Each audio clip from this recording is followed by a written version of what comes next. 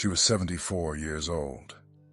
She lived in a small apartment, second floor, alone ever since her husband passed.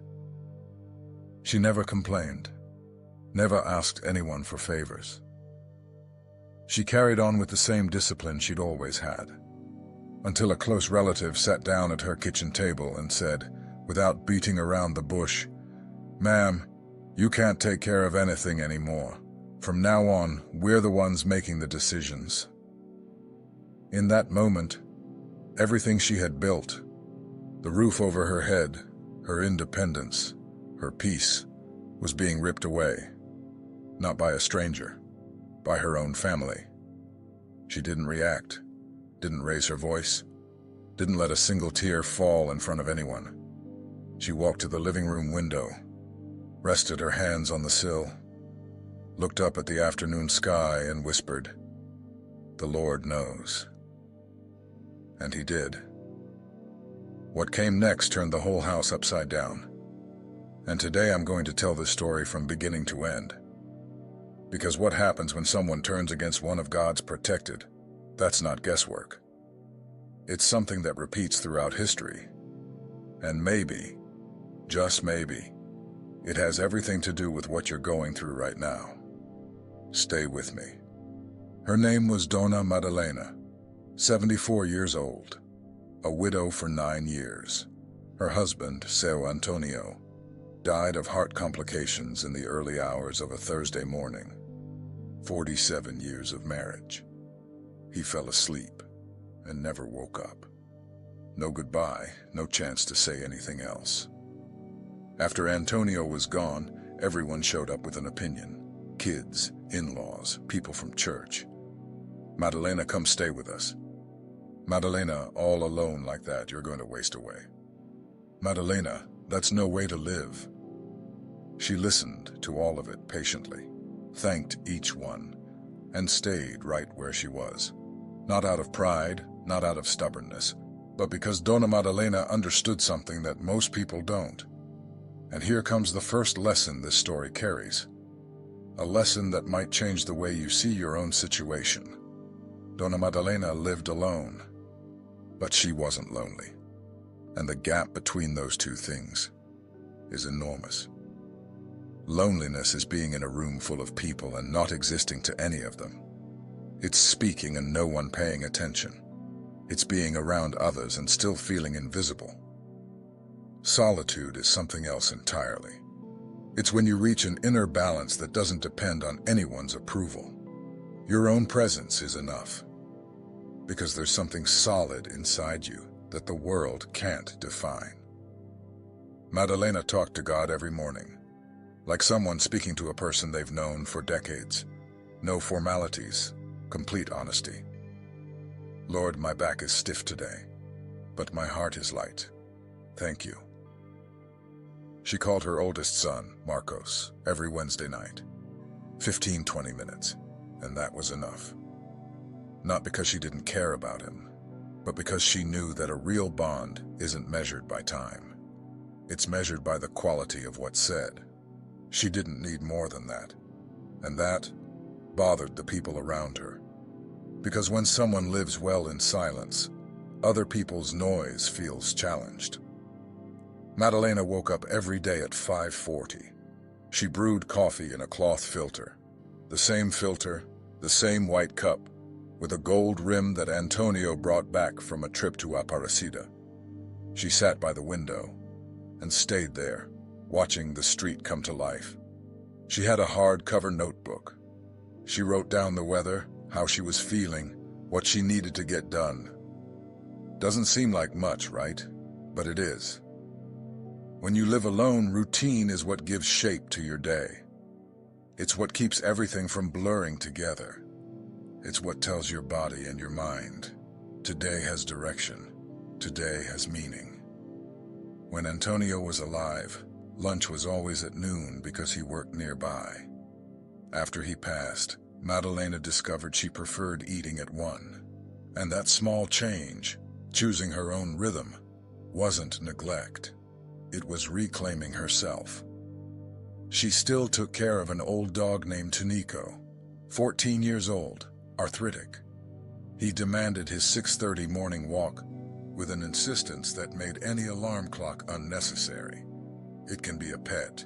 It can be a garden. It can be anything that needs your care every single day. Because there will be mornings when getting out of bed feels like an impossible effort. There will be days when the weight of silence presses hard against your chest. And in that moment, having a concrete responsibility gets you on your feet. Tunico depended on Madalena. The notebook depended on Madalena. The routine depended on Madalena, and without realizing it, she depended on all of it too. People who live alone need anchors. Without them, your personal world shrinks and your thoughts get way too loud. That's how Madalena lived. Calm, organized, steady, until Claudio showed up. Claudio was Antonio's second cousin, 45 years old, smooth talker, with a charming way about him. He started visiting Madalena regularly. He'd bring cake, ask if she needed anything, called her auntie with a warmth that seemed genuine. Madalena enjoyed the company. But something didn't sit right. She felt it, without being able to explain it exactly, like there was a shadow behind all that kindness. An unease in her spirit that had no logical reason. And Madalena had already learned to take that kind of unease seriously. Because those who walk with God sense things before they can prove them. One day, Claudio came with a proposal. "Auntie, you're here all alone, in this apartment, with that family lot sitting there doing nothing. What if you transferred the lot to my name? I'll take care of everything, stay close by, you won't have to worry about a thing." Madalena said no, politely, firmly, without changing her tone. "I appreciate it, dear, but everything's just fine the way it is." That's when Claudio's face changed. Within a few weeks, he started planting doubts among the relatives. "Donna Madalena is getting confused. The other day, she left the faucet running all night. I don't think she's fit to live alone anymore." Lies, every single one, but repeated with such conviction that they started sounding true. He convinced 2 of Madalena's 3 children, got a lawyer to file for legal guardianship, put together a plan to take the lot, the apartment, and the savings Antonio had left behind. And here, pay attention, because now come the 7 consequences that fall on anyone who dares to mess with one of God's protected. Claudio filed the guardianship petition, hired a lawyer, brought witnesses, neighbors he himself had coached. But God works in the details. The judge assigned to the case, by chance, or rather by providence, had closely dealt with a similar situation in her own family. She looked at that case and could tell something was off before the first hearing was even over. She ordered an independent evaluation. Madalena was examined by a geriatrician who spent an entire morning with her. The report was clear. Patient is lucid, oriented, and fully capable of making her own decisions. The trap set against Madalena started closing in on Claudio. Whoever digs a pit for the protected ends up falling into it themselves. Not because the protected asked for revenge, but because there is a justice that turns the aggressor's strategy into the instrument of his own judgment. With the unfavorable report, Claudio tried another route. He appealed, presented new arguments. But something had already shifted. The lawyer he'd hired started getting suspicious. He asked for access to Claudio's messages with the relatives, and found exchanges where Claudio said, without any disguise, "Once the guardianship goes through, the lot goes to me." The lawyer dropped the case, said he didn't want his name anywhere near it. Claudio's wife, who had been suspicious for a while, found the messages on his phone. A massive fight broke out. She left the house with the kids that same day. In a matter of months, Claudio lost the lawyer, The family's trust, his wife, and the credibility that took him years to build. God doesn't need a catastrophe. Sometimes, all he has to do is lift his hand of protection, and without that hand, what looked solid comes crashing down. Claudio didn't stop. Even after everything, he didn't back off. And here's the most disturbing part of this story. There's something worse than God's punishment, God's silence. When someone keeps attacking the protected, ignores the signs, rejects every chance to stop, there comes a point where God simply steps away. Not with a bang, with silence. Claudio started having insomnia, an anxiety that wouldn't let up. He lost his job over a mistake he couldn't even explain. Friends started disappearing. He'd wake up in the middle of the night with a tightness in his chest that no medication could fix. It wasn't a disease any doctor could find. It was emptiness. God's presence had withdrawn. And when that happens, the person keeps existing, but like a faded version of themselves. The spark is gone. Peace is gone. Purpose dissolves. That's what happened to Saul back in the Bible. Anointed king of Israel, full of power. But when he went after David, the true chosen one, God pulled away from him. And Saul spent the rest of his days tormented, trying to hold on to a throne that was no longer his. While Claudio was falling apart, something unexpected was happening with Maddalena. Her routine didn't change. She kept waking up at the same time. Coffee in the same cup. Window, notebook, tunico, prayer. But something in her had transformed. A different kind of strength. A clarity that hadn't been there before. Her words, which had always been few, began carrying a weight that caught people's attention. When she spoke, people stopped to listen. The neighbor from downstairs, Donna Eunice, started coming up to chat in Maddalena's living room. Then another neighbor came. Then a young woman from the building next door who was going through a rough patch in her marriage. Without planning it, without trying, Maddalena's living room became a place of refuge. That's how it works.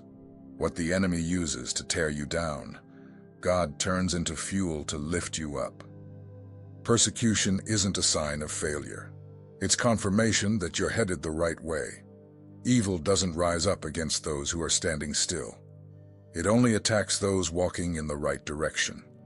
Every tear Maddalena shed during those months wasn't wasted. Every single one became strength in her life. Maddalena's story spread through the neighborhood, not because she went around telling it, but because truth carries its own weight and doesn't need promotion. People watched that quiet woman, the one her own relative tried to cheat. She didn't just survive, she thrived. And the guy who tried to bring her down, he was in ruins. Maddalena's life became a testimony. She didn't need to make a single speech. The story spoke for itself. That's what happens when God decides to act in plain sight. He doesn't lift up the protected to feed their ego. He lifts them up so the world can see, this one is mine, and whoever touches what's mine answers to me. In the Bible, Nebuchadnezzar, the most powerful king of Babylon, defied God's servants, and he was reduced to living like an animal until he acknowledged who truly rules, not out of cruelty, out of justice. A year after it all started, Claudio was prosecuted. Not by Maddalena, she never took any legal action, but by the public prosecutor's office, which learned about the case and identified it as attempted financial abuse of an elderly person. Claudio lost the case. He was fined. His name was blacklisted. God's justice doesn't work like human justice. It's in no rush, but it doesn't fail. It doesn't miss its target. It doesn't forget. And it doesn't let evil triumph over good. If you've been hurt, betrayed, or slandered, and you keep wondering why nothing has happened yet to the person who wronged you, the answer is because every piece is being positioned. so that when the time comes, nothing is out of place. He hasn't forgotten about you. He's waiting for the exact moment. On a Sunday morning, Madalena's oldest son, Marcos, the one from the weekly phone call, showed up at her door. Unannounced. Eyes red. "Mom, forgive me. It took me way too long to understand." Madalena opened the door, made coffee. They sat together by the window. That week, the other two children called, asked for forgiveness, one by one. And there, in that chair, with Tunico lying at her feet and the notebook beside her, Madalena cried. Not from pain, from confirmation, because in that moment, it all made sense. All the pain, all the waiting, all the silence. God hadn't abandoned Madalena, not for a single second. Every difficult night, every lie spread about her, every door slammed shut. All of it was being used to reveal something that had been true from the very beginning. She was his. She always had been. The pain awakened abilities that had been dormant. The injustice strengthened her purpose. The persecution refined her faith. And her story didn't end with deliverance. It continued with a mission. Madalena had 3 friends. Donna Eunice, from downstairs, Sonia, from the parish, and Aparecida, an 81-year-old widow who lived in the building on the corner. 3. Just 3. And it was more than enough. She didn't maintain 20 shallow relationships. She had 3 people who truly knew her. 3 people she could be her whole self with. 3 people who were worth more than 100 familiar faces. When you live alone, your social energy has a limit. Don't waste it on people who drain you, on conversations that go nowhere, on connections that only exist out of habit. One real conversation is worth more than 10 polite ones. One true friend is worth more than 20 acquaintances. When you live alone, you spend most of your time with one person, yourself. If you can't stand your own company, solitude becomes a prison. But if you accept who you are, just as you are, solitude becomes sacred space. Madalena spent years thinking she was too quiet, too low-key, too boring.